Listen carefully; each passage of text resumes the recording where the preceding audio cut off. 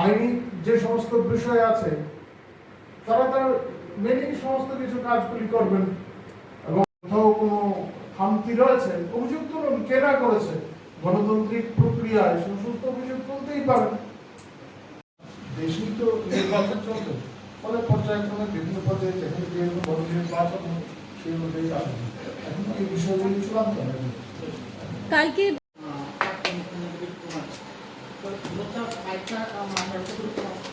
বললাম বিরোধীদের যে থাকবে বিরোধী যদি। নমস্কার সাংবাদিক বন্ধুরা, আমাদের সঙ্গে যারা আছে আজকে কয়েকটা বিষয়ে আপনাদের মাধ্যমে রাজ্যের জনগণকে কিছু বিষয় অবগত করানোর জন্য সাংবাদিক সম্মেলনে আহ্বান করা হয়েছে। আপনারা সবাই জানেন নির্বাচন আসন্ন, প্রায় যে কোনো সময় ঘোষণা হতে পারে নির্বাচন।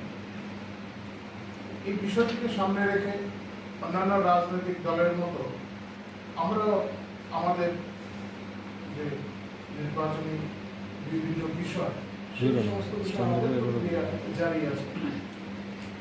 সবাই বিষয়গুলি উপলব্ধিও করতে পারছেন কোন রাজনৈতিক দলের অবস্থানটা কি।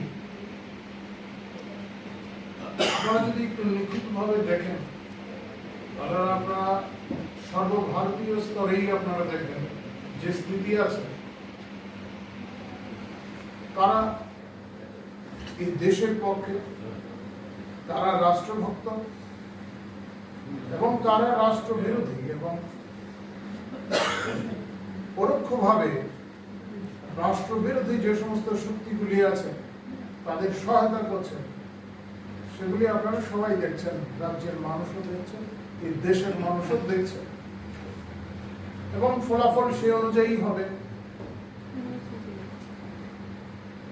ভারতীয় জনতা পার্টির বিরুদ্ধে যে জোট গঠন করা হয়েছিল, বাস্তবে সেই জোটের অস্তিত্ব আছে কিনা তা নিয়েও প্রশ্ন উঠেছে। এই রাজ্যে এই জোটের অবস্থা কি তাও অস্পষ্ট। তবু যাই হোক, ভারতীয় জনতা পার্টি শুধু নির্বাচনের মধ্যেই নিজেকে সীমাবদ্ধ রাখে না, রাজনৈতিক কর্মকাণ্ডের এটা একটা অংশ নির্বাচন। আমরা সমাজ পরিবর্তনের কথা বলি, সমাজের সার্বিক উন্নয়ন, মানব জাতির সুস্থ অগ্রগতি, এই সমস্ত বিষয় নিয়ে আমরা কাজ করি, ফলে নিত্যদিন আমাদের কাজ চলে। আর এই রাজনৈতিক কর্মকাণ্ড, নির্বাচন, এগুলি হচ্ছে তার অংশ মাত্র। যাই হোক, নির্বাচন আসন্ন, তাই বিভিন্ন বিষয় উত্থাপিত হচ্ছে। ভারতীয় জনতা পার্টি অন্যান্যদের থেকে সম্পূর্ণ আলাদা। আমরা আমাদের সরকার পুনঃপ্রতিষ্ঠা হলে আমরা কি কি করতে চাইছি, কি কি করা প্রয়োজন, তা আমরা এককভাবে সিদ্ধান্ত নেই না। আপনারা দেখেছেন এই রাজ্য, আমরা জনগণের মতামত চাই, জনগণ কি চায়। গণতন্ত্রকে আমরা একদম বদ্ধমূলে প্রতিষ্ঠিত করতে চাই। সেই জন্য আপনারা বিভিন্ন জায়গায় দেখেছেন, এবং সাধারণ মানুষ সেভাবে তাদের মত প্রকাশও করছেন। আমরা বিভিন্ন জায়গায় রেখেছি, মানুষ কিন্তু বরদাস্ত করবেন।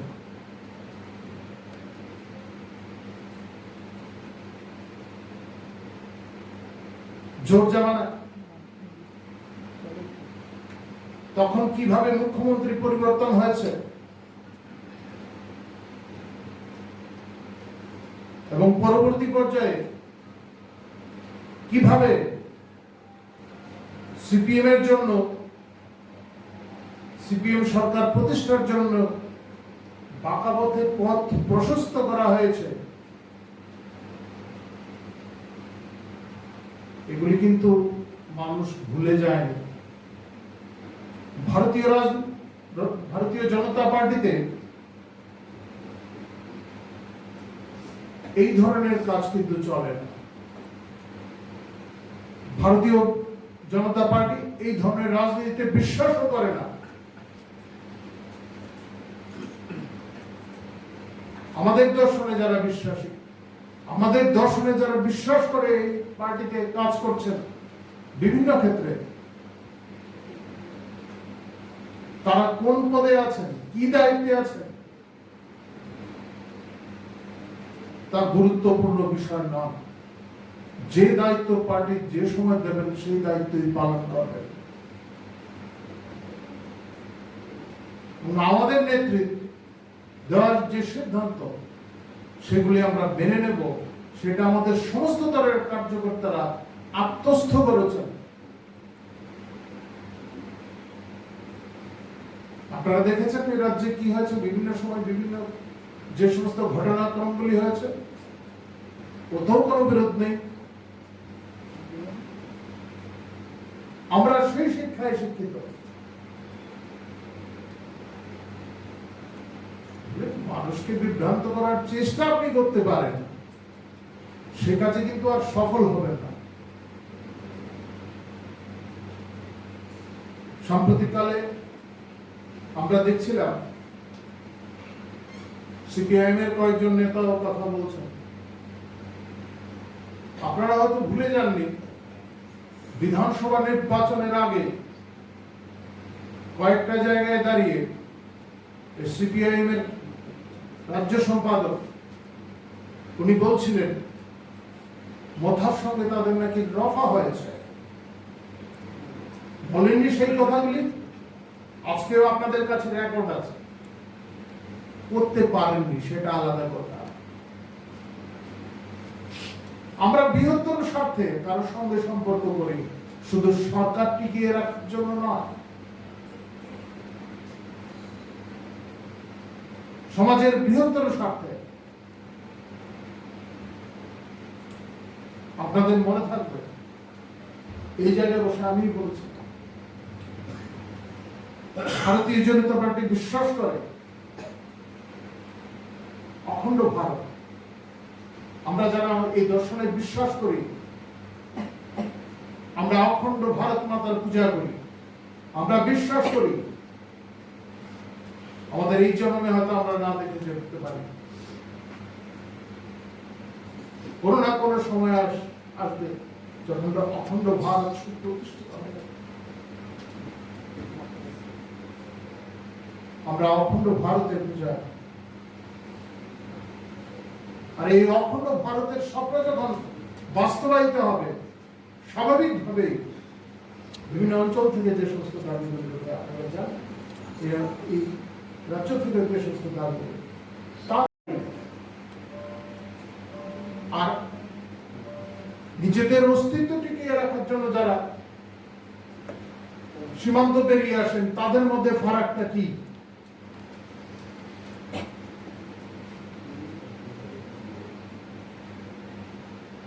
কি পরিপ্রেক্ষিতে এই সমস্ত ঘটনা করা হয়েছিল, সেই সমস্ত বিষয়গুলি জানা থাকা দরকার।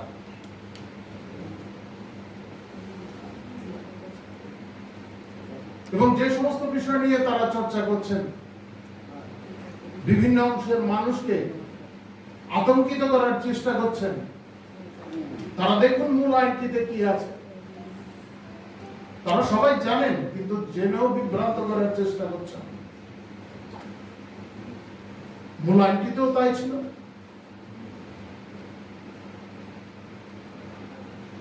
এবং সংশোধনীতে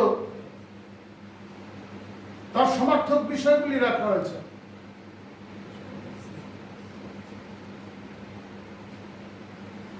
সেই সমস্ত অঞ্চলগুলিতে বাংলাদেশ, আফগানিস্তান, পাকিস্তান, সেই সমস্ত দেশ থেকে যারা সংখ্যালঘু অংশের মানুষ, যারা অস্তিত্ব রক্ষার জন্য এখানে আসবেন, তাদের কথা বলা হয়েছে। শুধু আতঙ্কিত করার জন্য সমস্ত বিষয়গুলিকে বিভ্রান্ত করে উপস্থাপন করার চেষ্টা হচ্ছে।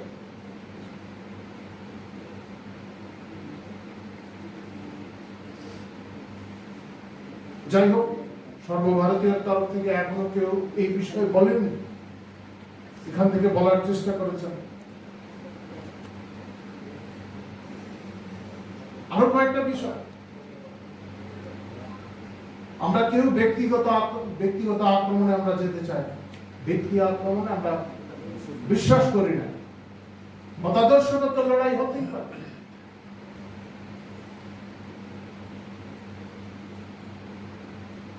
একটি কথা ভালো বলেছেন কংগ্রেসের নেতা, যে রাজ্যে আইন শৃঙ্খলা পরিস্থিতিটা এখন ভালো, এই অবস্থানে স্থির থাকলে ভালো। রাজ্যের আইন শৃঙ্খলা পরিস্থিতিটা যে এখন ভালো, সেটাতে এই অবস্থানে স্থির থাকলে ভালো। বিধানসভার ভেতরে এবং বাইরে এই অবস্থানে থাকবেন আশা করি আমরা। আমাদের পার্টিতে কারা কোন দায়িত্বে থাকবেন সেটা তো স্বাভাবিকভাবে অন্য বিরোধী দলগুলি ঠিক করে দিতে পারে। প্রয়োজনের নিরিখে কাউকে সংসদীয় রাজনীতিতে রাখা হবে, কাউকে এবার সাংগঠনিক বিষয়ে আনা হবে। পার্টি নিজস্ব সিদ্ধান্ত, নিজস্ব বিষয়। আমাদের পার্টি নেতৃত্বের মধ্যে এমন অনেকেই আছেন যারা প্রচারে আসেন না, পার্টিকে এগিয়ে নিয়ে যাওয়ার জন্য, পার্টির কর্মকাণ্ডকে এগিয়ে নিয়ে যাওয়ার জন্য তারা নিজেরাই বসে স্থির করেন আলাপ আলোচনার মাধ্যমে কাকে কি দায়িত্ব দেওয়া প্রয়োজন, কে কোন ক্ষেত্রে কাজ করবেন। সমস্ত পার্টির নিজস্ব বিষয় এগুলো।